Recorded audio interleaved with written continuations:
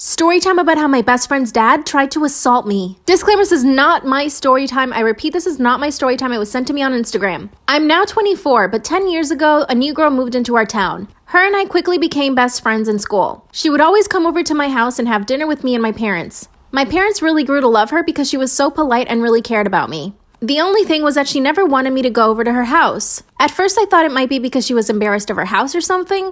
And eventually I asked her and she told me that her dad was abusive towards her mom and that was the reason why she didn't want me to come over. I felt terrible that she had to live like that, so I expressed to my mom that I was really concerned about her. So my mom actually asked my best friend if she wanted to come live with us for a little bit. Let's call my best friend Sarah. Sarah said no because she wanted to be with her mom. But my mom really wanted to help Sarah and her mom. My mom was in an abusive relationship herself when she was younger, so she understood what Sarah and her mom were going through.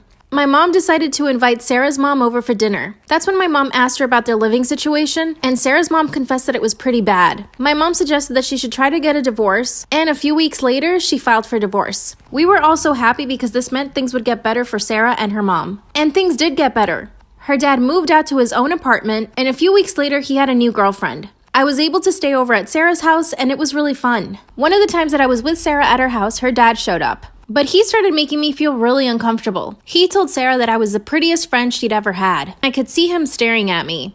After he left, Sarah apologized. I went home and tried not to think about it. A few days later, I was walking home when Sarah's dad pulled up next to me. Part 2 is up. Part 2 of how my best friend's dad tried to assault me. Disclaimer, this is not my story time. I repeat, this is not my story time. It was sent to me on Instagram. One day that I was at Sarah's house, I decided to walk home instead of calling my mom to pick me up. As I was walking home, Sarah's dad pulls up next to me. At this point, I still hadn't forgotten what he had said about me, and I still felt really uncomfortable. He asked me if I needed a ride, and I politely said no. Then he started to laugh and asked me if I was scared of him. Of course I said no, but the truth is that I was. And he said, well, then get in the car if you're not scared of me. And I did. As we got closer to my house, he put his hand on my lap. He asked me if I had a boyfriend, and I pushed his hand away. Then he asked me why I was being so rude. I told him that he made me feel uncomfortable, that I just wanted to get out of the car and walk the rest of the way home. He said no because it would be dangerous for me to be by myself walking at night. He put his hand back on my lap and told me that I was really sturdy. That's when he grabbed my hand and tried to put it on his lap. Of course, I pulled my hand away really quick. Then he pulled over really fast and tried to kiss me. I was so beyond disgusted. I just started yelling, and this really took him by surprise because he must have thought that I was just gonna let him. While I was yelling at the top of my lungs, I managed to unlock the car and open the door. I basically threw myself on the ground and he started yelling at me, telling me to shut up. He tried to pull me back into the car, but at this point I was laying on the ground, so he had to pick up dead weight. He grabbed my foot and started pulling me back towards the car, but I started kicking him. He told me that I was overreacting and that he was just trying to be friendly. Luckily, a few of the neighbors heard me screaming because I was right in front of their house. They came outside and ran towards me because they saw me struggling with him. That's when the woman said that she was going to call the cops. He tried to tell the lady that I was overreacting and that he had only leaned over to put the seatbelt on, but I took it the wrong way. I told her that he tried to kiss me and she started calling the cops. That's when he drove away. I literally could not believe what had just happened. Finally, the cops arrived and so did my mom. I told them everything that happened, and I even told him that he had made a comment about me in Sarah's house a few days before that. They quickly started looking for his car and found him at a parking lot. They arrested him and he spent 2 nights in jail. His girlfriend then went to bail him out. She told the cops that he was with her and that I was just lying and that I made everything up. She even went as far as to tell the police that I had been hitting on him and that she had been a witness to it. She would even call my house at 2 in the morning and hang up. I even saw her car near my house and by my school, which means she was following me. Part 3 is up.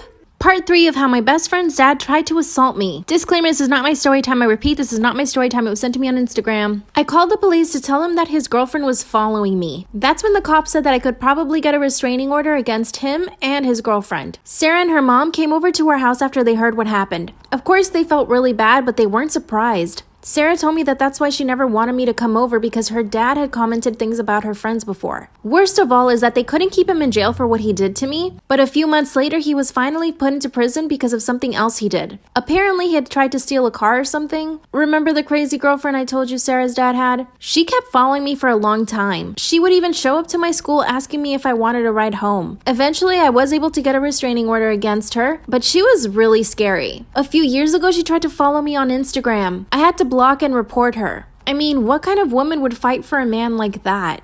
The good news is Sarah and I are still good friends to this day. We even went to college together and now have steady boyfriends. Even Sarah's mom remarried and she's really happy with her husband. I look back at what happened as a learning experience, but to be honest, if he ever gets out of prison, I'm scared. Shout out to my follower Remy for always supporting me and watching my lives. If you want a shout out, watch my lives to get picked. Bye. I'm pregnant with a K-pop idol and no one knows. So obviously this sounds utterly ridiculous, but I promise you it isn't. This story was anonymously submitted to me via Instagram. So I'm a producer and I work with some of the highest A-list producers in the world, and artists as well. And with some of them, they're new and I help them out. I'm a ghostwriter and producer, so I make music and I write for people who lack the skills of songwriting. So this was my third time working for a K-pop group, and by far, this was the most popular one I've worked with. They're known worldwide. I was so excited. I typically knew the rules. Don't talk to them, form friendships, and just keep it professional. But one day, this guy just kept eyeing me down and winked at me. I kid you not. He kept moving and swaying his red hair out of the way while looking at me. I'm not gonna lie, it kinda swooned me, but I knew the rules. We were producing their 5th album, so it was a lot of work, but one day he came up to me and asked me for my number. I was in shock. And you will not believe what happens next. Come back for part 2. Tag 2 friends down below for a shout out. I was in shock. I wanted to accept, but I explained to him that we had to keep things professional. He said that he didn't mind, and in fact didn't want to. So, I accepted his number. I was kind of afraid he would stop working with us if I rejected him. He then would text me on a regular basis to see how I was doing. And the music, and I said it was good. He vented to me a couple of times as well, and I helped him out. He had a really rough life. A lot of the time, people seem to forget that celebrities are human beings as well and need to tend to themselves and give themselves a lot of self-love, especially when they're exposed to so many energies. One day, he invited me for dinner, and I went thinking it was a business meeting. In fact, it was actually a date, which surprised me, and I didn't expect it. We talked and ate. He took me to one of the most expensive restaurants in Korea, and I enjoyed it. We talked for a bit more, and then I got drunk by drinking too much wine, so we rented a hotel for us. He took me there, carefully took my shoes off, and placed me down. He then laid next to me, falling asleep. But I leaned over at him, placed my hand on his chest, and come back for part 2. So after that, obviously one thing led to another, and we ended up doing it. A couple of weeks went by, and then I started puking. I took a test because I couldn't suspect it being anything else, and it was positive. I told him about it, and he said that we should keep it a secret. But he'll definitely be in the kid's life and be definitely providing money. I'm pretty much one of the unluckiest girl on the planet. Lesson learned, keep things professional. Follow for more story times.